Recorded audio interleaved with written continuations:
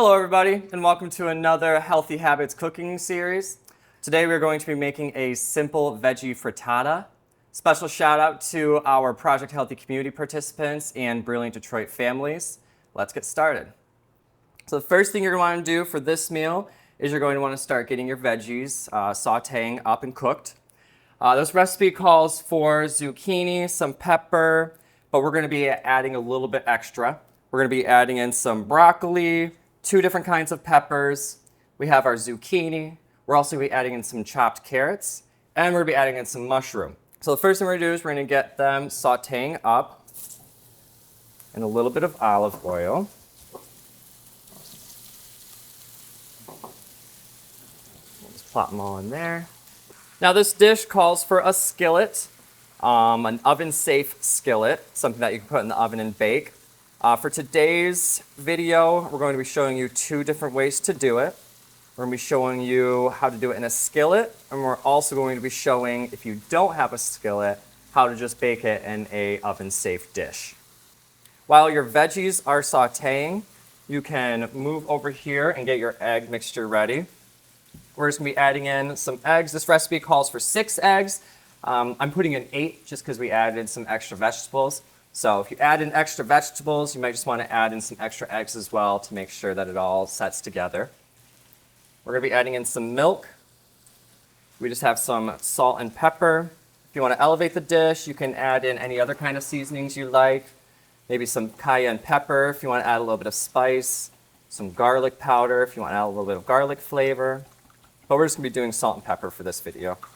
We're going to mix that egg mixture together.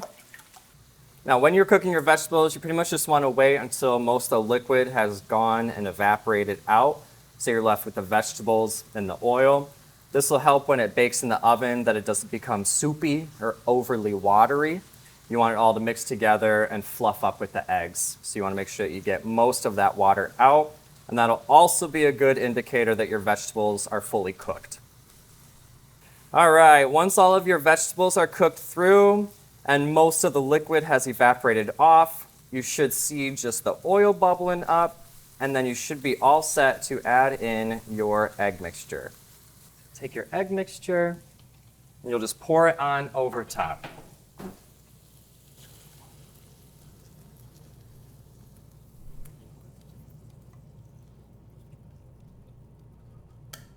Now, if you're using an oven-safe skillet, everything will just cook in here, and you'll wait for the eggs to cook through, and then you'll pop it in the oven with some cheese on top.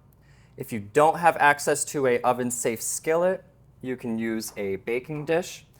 You'll just wait for the eggs to cook through, transfer it to the baking dish, sprinkle it with some cheese, and then we'll bake it together. You don't want the eggs to sit for too long without stirring it. You want to make sure that you are stirring it constantly. That will help make sure it doesn't cook too much, and will also make sure it doesn't burn. Once it is all cooked, again, if you're using an oven-safe skillet, you will top this with cheese and pop it in the oven. If you don't, you can just simply transfer it over to a baking dish, like so.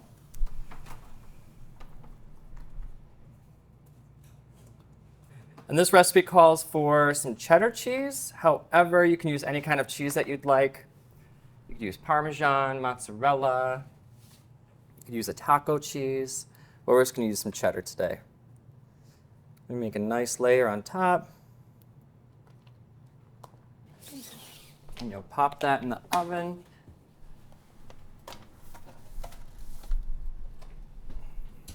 Now we're going to bake this at 375 for about 10 to 12 minutes or so. You want to keep an eye on the cheese, make sure it's not burning. You're going to want to put it on the middle rack, and you'll let that bake.